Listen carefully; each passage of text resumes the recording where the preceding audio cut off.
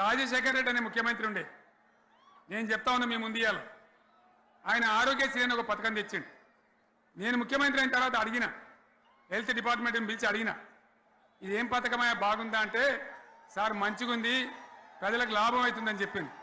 నేను చెప్పిన ఆ పథకాన్ని అట్లే పెట్టండి, ఆ పథకాన్ని మార్చకండి, ఆ పథకం అట్లే ఉండాలని చెప్పిన. అక్కడ చెప్పడం కాదు, నేను అసెంబ్లీలో చెప్పిన, ఇది మా స్కీమ్ కాదు, కాంగ్రెస్ గవర్నమెంట్ ప్రారంభించింది, దాని పేరు కూడా మేము మారుస్తలేం, కానీ కొనసాగించాలని చెప్పినాం, కొనసాగించినాం. అది మీ అందరికి తెలుసు. ఇలా వీళ్ళు కేసీఆర్ ఆనవాళ్ళు లేకుండా చేస్తాం, కేసీఆర్ ముచ్చట లేకుండా చేస్తారా? ఇవాళ మనం కూడా సభ పెట్టుకుంటే ఎన్ని అడ్డంకులు దానికి. ప్రైవేట్ స్కూల్ వాళ్ళు బస్సులు ఇస్తే వాళ్ళకు నోటీసులు ఇవ్వడం, అడుగడుగున ఆర్టీఏ అధికారులను పెట్టి పోలీసులను పెట్టి ట్రాఫిక్లు జామ్ చేయడం. ఇప్పుడు కూడా సభకు రావాల్సిన వాళ్ళు 1,50,000 మంది బయటనే ఆగిపోయింది. ఇటు హనుమకొండ దిక్కు, అటు హుజరాబాద్ దిక్కు, ఇటు సిద్దిపేట దిక్కు 3 రోడ్ల మీద కూడా జాములున్నాయి. నేను అడిగిన నాయకులు ఏంది అంటే, ఇబ్బంది అవుతుంది సార్, రానిత్తలేరు, మధ్యలో ఇబ్బందులు కలిగిస్తున్నారు, కొన్ని లారీలు తెచ్చి అడ్డం పెట్టాను పనికిమాలని అని చెప్పి జామ్ అయిపోయి అక్కడనే ఆగిపోయింది. నేను అన్న ఇంకో అర్ధగంట ఆగి మాట్లాడదామంటే మా వాళ్ళంతా ఉండి, లేదు మనోళ్ళు దూరం పోవాలి, ఇక రానోళ్ళు ఎట్లా అందరూ మనం మాట్లాడి సభ ముగించాలని చెప్తే నేను వేదిక మీదకి వచ్చిన. ఇన్ని అడ్డంకులు, ఇంత కడుపు ఆపుతారా? బీఆర్ఎస్ సభలను ఆపుతారా? ఈ ప్రపంచనాన్ని ఎవడాపుతాడు? ఆగబడితే ఆగుతుందా? నేను ఒక్క మాట పోలీసు మిత్రులకు మనవి చేస్తా ఉన్నా. ప్రజాస్వామ్యంలో ప్రజలకు అడిగే హక్కు ఉంటుంది, తప్పకుండా అడుగుతారు ప్రజలు. ఈ అడిగే హక్కును సోషల్ మీడియాలో బీఆర్ఎస్కు సోషల్ మీడియా వారియర్స్ ఉన్నారు, వాళ్ళు బ్రహ్మాండంగా పనిచేస్తున్నారు, ఖచ్చితంగా అడుగుతున్నారు ప్రజల తరఫున. ఇంత అన్యాయం జరుగుతుంటే చూడలేక సోషల్ మీడియాలో పనిచేసే తెలంగాణ బిడ్డలు ఇది ఏమన్యాయమే ఎట్లా అని చెప్పి ప్రభుత్వాన్ని ప్రశ్నిస్తూ ఉన్నారు, ప్రజలకు మద్దతుగా నిలబడతా ఉన్నారు. వాళ్ళ మీద కేసులు, వాళ్ళని పట్టుకపోవడు. పోలీస్ సోదరులను నేను అడుగుతా ఉన్నా, మీరెందుకు దునుకులాడుతుండ్రే? మీకేమక్కడ వచ్చింది? మీకు ఒక్కటి చెప్తున్నా నేను, గ్యారంటీగా పోలీసు మిత్రులారా, ఇవాళ పోయి రాత్రి మీ డైరీలలో రాసుకోండి, మీ డైరీలలో రాసి పెట్టుకోండి. 100కు 100% ఇలా తెలంగాణ చెలరేగిన పరిస్థితికి మళ్ళా వచ్చేది బీఆర్ఎస్ గవర్నమెంటే. అది ఎవరు కూడా ఆపలేడు, అది ఎవరి తరం కాదు, ఎవరి వశం కాదు. మీకు తెలియదా? మీరు పోలీసు ఉద్యోగాలు చేస్తున్నారు, మీరు చదువుకోలేదా? మీకు కూడా విజ్ఞానం ఉంది కదా? వీళ్ళు దొంగ వాగ్దానాలు చేయలేదా? ప్రజలను మోసం చేయలేదా? ప్రజాస్వామ్యంలో ప్రజలకు అడిగే హక్కు లేదా? మీరెందుకు కేసులు పెడుతున్నారు? నాకు అర్థం కాదు. మీరెందుకు దునుకులాడుతున్నారు? మీరెందుకు బలైతారు? రేపు మీకు రాజకీయాలు ఎందుకు? మీ డ్యూటీ మీరు చేయండి. మేము బీఆర్ఎస్ ఎప్పుడు శాసనాన్ని ఉల్లంఘించం, చట్టాలను ఉల్లంఘించం.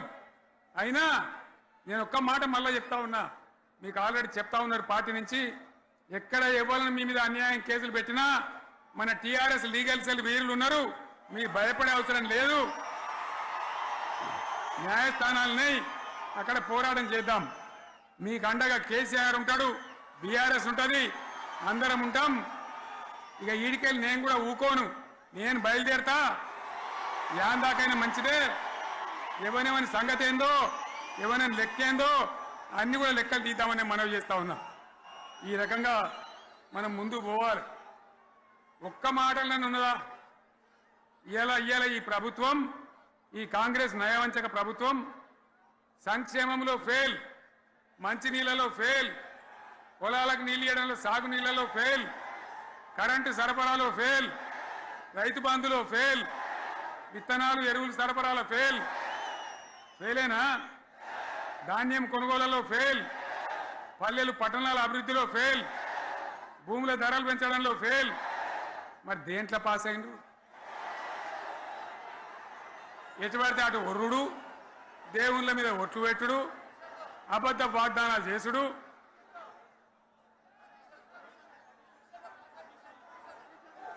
అగో కమిషన్ అట 20-30% కమిషన్లు తీసుకున్నాడు, సంచులు నింపుడు, సంచులు మోసుడు. అంతేనా? కరెక్టేనా ఈ మాట అన్నా? కరెక్టేనా? నేను చెప్పి అన్ని ఫెయిల్ అయిందా ఈ ప్రభుత్వం? నిజమైతే ఒకసారి చేతులు లేవటరు దయచేసి, స్టేజ్ మీద లేవటరా? ఫెయిల్ అయినా? ఈ మాట 20% 30% కమిషన్లని నేను అంటలేను. ఎవరన్నారు? స్వయంగా ఆర్థిక మంత్రి ఛాంబర్కు పోయి 200 మంది కాంట్రాక్టర్లు వాళ్ళు లొల్లిపెట్టి మమ్మల్ని 20-30% కమిషన్ అడుగుతుండ్రు, ఇది ఏమన్యాయం అని చెప్పి సెక్రటేరియట్లో చెప్పిన మాట నేను చెప్తా ఉన్నా. ఈ విధంగా మాజీ సర్పంచులు పాపం వాళ్ళు పనిచేసిన మా బిల్లులు ఇవ్వమనంటే వాళ్ళ గోస ఉచ్చుకుంటా ఉన్నారు. వాళ్ళేం పాపం చేసిండ్రు? ఈ విధంగా ఘోరం. ఇంకా ఈ అందానికి ఏం మాట్లాడతారు? కేసీఆర్ నువ్వు రా అసెంబ్లీకి, ఏ నీ కాయగూరకుడు ముచ్చట తింటానికా? పిల్లలు అడిగితేనే మీరు జవాబు చెప్తలేరు, ఉన్నది ఉన్నట్టు నిలబెడితే ఆ ఆర్థిక మంత్రి అసెంబ్లీలో లేచి 20% కమిషన్ తీసుకుంటాను కేటీఆర్ మాట్లాడితే ఆయన లేచి భుజాలు తడుముకుంటాడు. నీకెందుకయ్యా బాధ? నువ్వు తీసుకుంటేనే నీకు బాధ ఉండాలి కదా. లేచి పేదలు ఉల్లి పెడతా ఉన్నాడు ఆయన అసెంబ్లీలో. ఈ విధంగా చాలా గందరగోళంగా, అవివేకంతో, అజ్ఞానంతో చాలా ఘోరం చేసి అడ్డమైన మాటలని చెప్పింది. దాంతో మనం కూడా గోల్మాలైపోయినాం. తీర్థం పోదాం తిమ్మక్క అంటే వాడు గుల్లే, మనం సల్లే. ఆ గతికి తెచ్చింది ఇలా ప్రజల గతి. మరి మనం కూడా, ప్రజలు కూడా ఆలోచన చేయాలి. ఆవేశం కాదు. గాడిదలకు గడ్డేసి బలరకు పాల్పడితే వస్తాయా? మరి ఇప్పుడు ఏం చేయాలో ఆలోచించాలి. ఓ తమ్ముడు అన్నాడు హైదరాబాద్లో, ఆయన ఇల్లు కూడా కొడితే, కేసీఆర్ అన్నా యాడున్నావు, నువ్వు రావాలి, కత్తి వాంచేతలు పడితే యుద్ధం నన్ను చేయమని పడుతుంది. అంతేనా? ఇది కూడా విచారిస్తారు ప్రజలు. మీకు అర్థం కావాలని నేను చెప్తా ఉన్నా. అందుకే ఓడగొట్టుకున్న కాన్నే వెతుక్కోవాలి. మీ వెంట బీఆర్ఎస్ ఉంటుంది, మీ వెంట కేసీఆర్ ఉంటాడు. 100% మళ్ళా తెలంగాణ విజయం సాధించాలి, గులాబీ జెండా ఎగిరేయాలి, అద్భుతమైన తెలంగాణను మళ్ళా సాధించాలి.